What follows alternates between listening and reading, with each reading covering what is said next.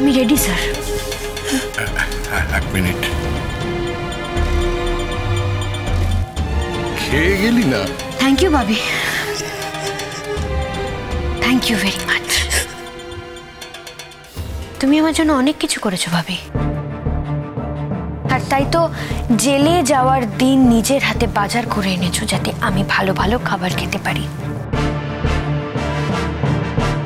তোমার অবদান আমি কোনোদিনও ভুলবো না, জীবনেও না। Good bye.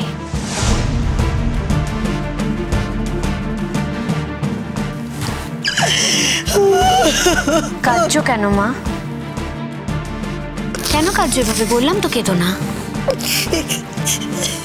আমি তো বলছি বিচারে যদি আমার ফাঁসি না হয়, আমার যাবজ্জীবন না হয়, তাহলে আমি আবার ফিরে আসবো। আর এই ফিরে আসা তিথিকে তোমরা কেউ চিনতে পারবে না, কেউ না। আর এটা আমি আজকে শপথ করলাম।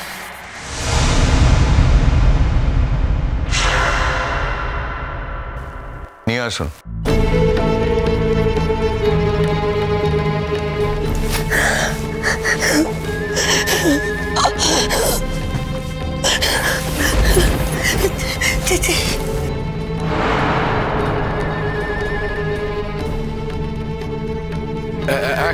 এক মিনিট, জেলে গুড কন্ডাক্ট করলে না তাড়াতাড়ি ছেড়ে দেয়। তোর সঙ্গে তো আর কথা বলতে পারবো কিনা জানি না, কোনো অবকাশ পাবো কিনা জানি না, তাই একটু জানিয়ে রাখলাম। হ্যাঁ মা, তুমি চিন্তা করো না, যাতে সহজে বেরিয়ে আসা যায় সেই চেষ্টা করব।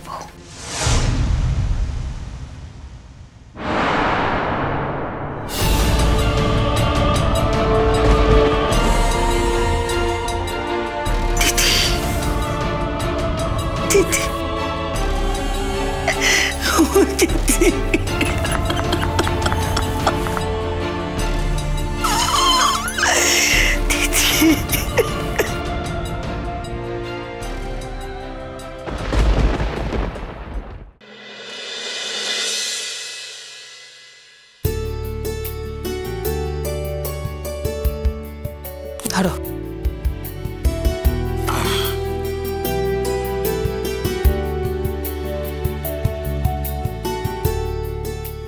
মা, আমি ভাবছি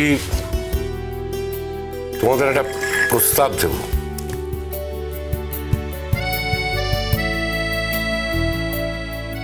এখন তোমরা সেই প্রস্তাবে রাজি কি রাজি নও সেটা কিন্তু আমাকে এখনই বলে দিতে হবে। কি জেঠুন বলো।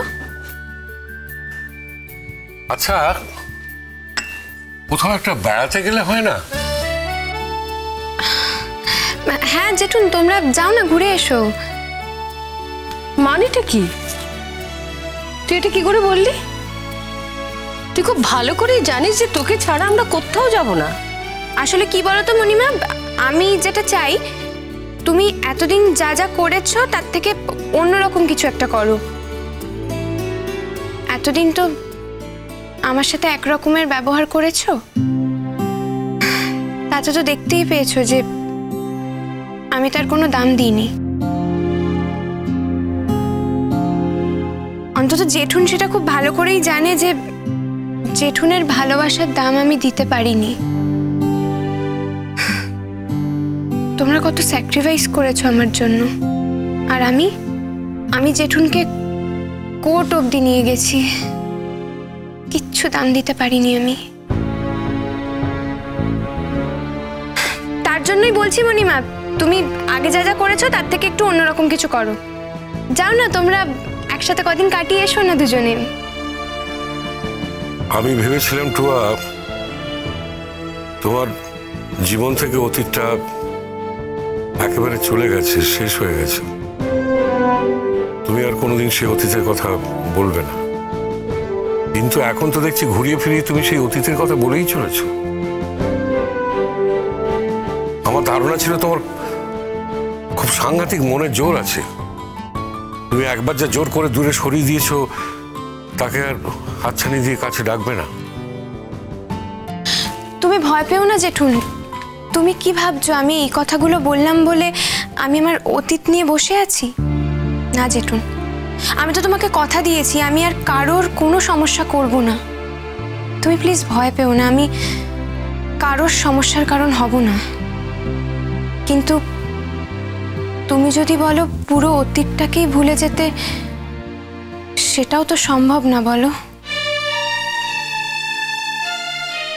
এই যে দাদা ভাই আমাদের ছেড়ে চলে গেছে চিরদিনের মতো, সেই অতীতটাও তো খুব কষ্টের, খুব দুঃখের জেঠুন। আমি তো কতবার করে বলেছি তোমাদের যে সেই দিনগুলোর কথা আর মনে রেখো না। তোমরা কি সেটা পেরেছো বলো? তুমি বা মণিমা কেউই সেটা পারোনি। ঠিক তেমনি আমিও পারবো না জেঠুন, কিছুতেই পারবো না। শোনো টুয়া, যা হবার হয়ে গেছে। আমাদের সবাইকে যদি সুন্দর থাকতে হয়, ভালো করে বাঁচতে হয়, তাহলে কিন্তু আমাদের সামনে একটা আশা থাকা উচিত, একটা স্বপ্ন থাকা উচিত। তোমারও তো যথেষ্ট বয়স হয়েছে মা, আমরা তো তোমার বিয়ের চেষ্টাই করছিলাম, তাই নয় কি? আমি সেই কথাটাই বলতে চাইছি। ইনফ্যাক্ট আমি আমার জেঠুনকেই বলছি, ও যদি আবার তোমার... আমিও তো এই কথাটাই ভাবছিলাম। আমি তো টুয়াকে বলেও ছিলাম, কিরে টুয়া, তোকে আমি বলিনি যে তোর জন্য একজন খুব ভালো পাত্র আমি দেখবো? এখন তুই যদি আমাকে একটু অনুমতি দিস। থাক না জেঠুন এখন এসব কথা। জেঠুন, আমি বিশ্বাস করি বিয়েটা একবারই হয়।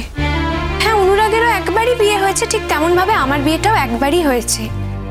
অনুরাগের সাথে মেঘলার বিয়ে হয়েছে, আর আমার... জেঠুন, তুমি আর আমার বিয়েটা নিয়ে ভেবো না।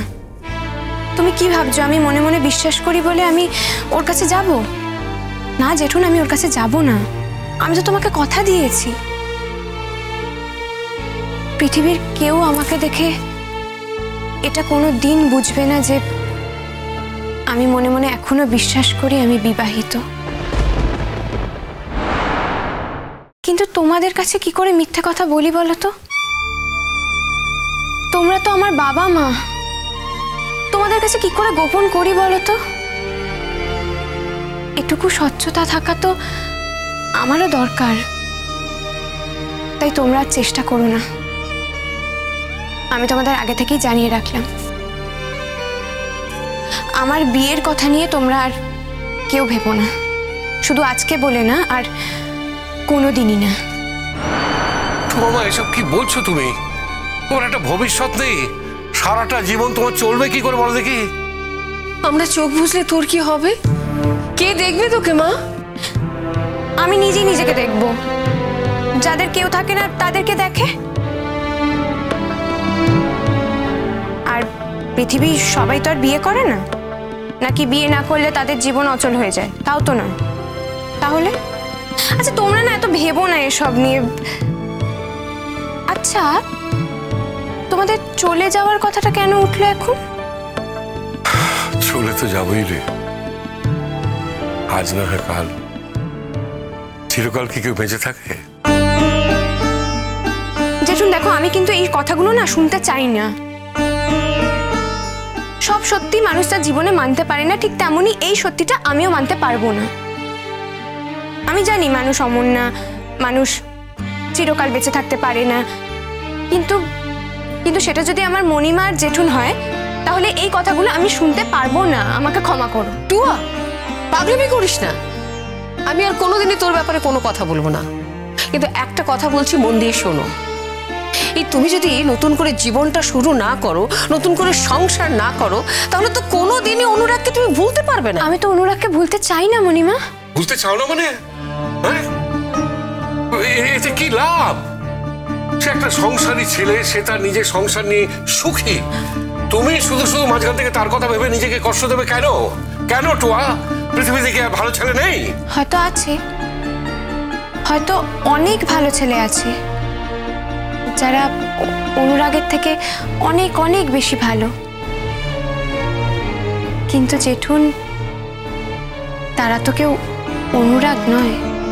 রমা কেন শুধু শুধু মিছে মিছে কষ্ট পাচ্ছিস মা? আমি তো বলেছি তোকে একটা খুব ভালো ছেলের সঙ্গে বিয়ে দেবো, যে তোকে সুখে রাখবে। দেখিস তুই খুব সুখী হবি, খুব সুখী হবি। আমি হয়তো আর সুখে থাকতেই চাই না জেঠুন। কেন শুধুমুধু আমার সুখ নিয়ে মাথা ঘামাচ্ছ বলো তো? হ্যাঁ, যদি সুখের কথাই বলো তাহলে আমিও তোমাদের বলছি, আমি কিন্তু তোমাদের কাছেই সব থেকে বেশি সুখে থাকবো।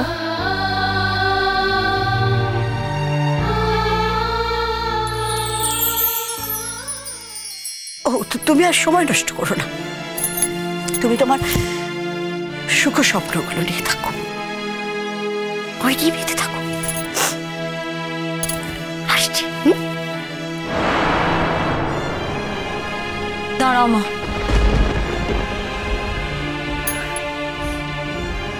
কি হলো মেঘলা?